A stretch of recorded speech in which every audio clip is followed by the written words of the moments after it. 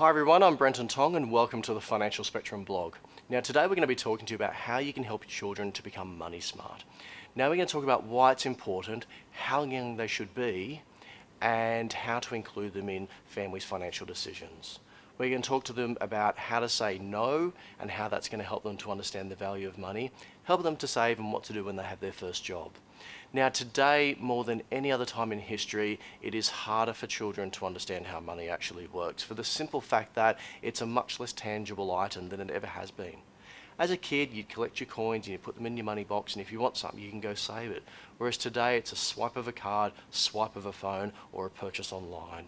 Your children really are not gaining the same experiences that we did as kids with the exchange of money for goods. So it's really, really important that we put in effort as parents to try to help our kids to understand how money actually works.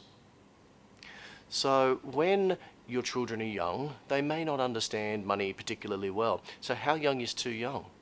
What you have to understand is that kids see the world quite differently. So trying to explain to them in dollars and cents quite often just doesn't compute in their minds. But what they do understand quite often is a fair exchange of value.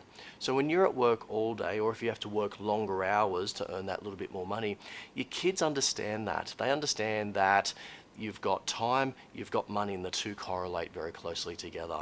So from a really young age, you can start to instill upon them small amounts of information about the value of money and how you have to put in the time and the energy. Now, when the family's making financial decisions, it's really, really common in a household that you don't talk to the kids about them. So if you're buying a new home or a car or planning a holiday, you just go about it and you tell the kids about it afterwards. Now, it might be exciting. You tell them we're going on a holiday. You could be going to Queensland, or you could be going far abroad to Disneyland. Now, when your kids get there, they just turn up. They don't understand the effort that it took to actually get there. So it's a really important idea and really, really useful if you can include them in some of that decision making.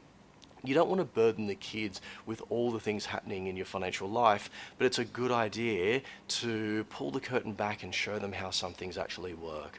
If you're buying a car, you can explain to them some are more expensive, some are cheaper, and why you're picking the one that which they're going to be riding in. So rather than just having kids experience things because they happen, get to explain how they actually got there.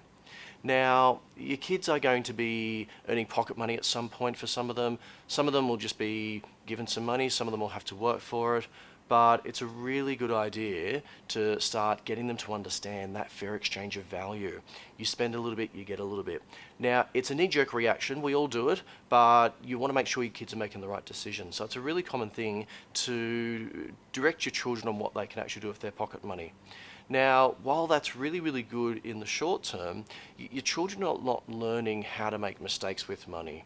So when they rock up to a shop and they've got their month's worth of pocket money and they spend it all on something which is going to be worthless in potentially a few hours, that's not a good use of money, but it's also a really good idea for your children to learn that that's actually a waste of money. So while you're protecting them by making sure they don't do that, if they experience that they've just handed over a whole month's worth of work to get something which really has no value, then there's a very good chance that next time they have that amount of money, that's a purchase they're not going to want to make.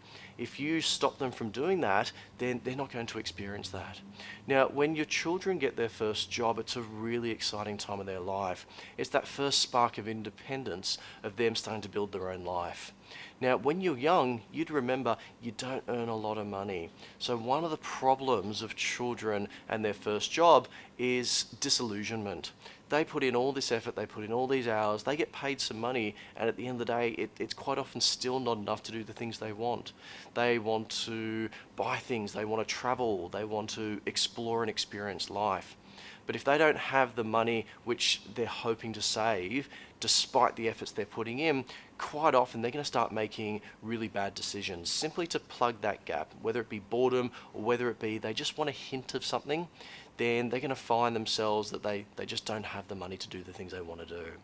So one of the things that you can help as a parent is to give them some economic power.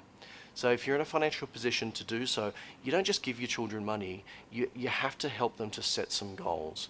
But if they put in the effort, they put in the energy, and they're disciplined and they're saving a good proportion of their salary, there's nothing wrong with matching. So they put in $1, you put in $1 or $2 or $3, depending on your financial situation. And what that does is the effort then translates into them being able to get the things they want to do. Now, whether that be the house or a car or something which they really, really want, then they're going to learn to be patient because they're actually getting there. So hopefully that helps. It's just the tip of the iceberg. There's so much we can be doing as parents to help our kids out. It's a really tricky world, and it's only going to get harder. So for more information, jump online, visit our blog, have a bit of a read. Thanks for watching, and I'll see you soon.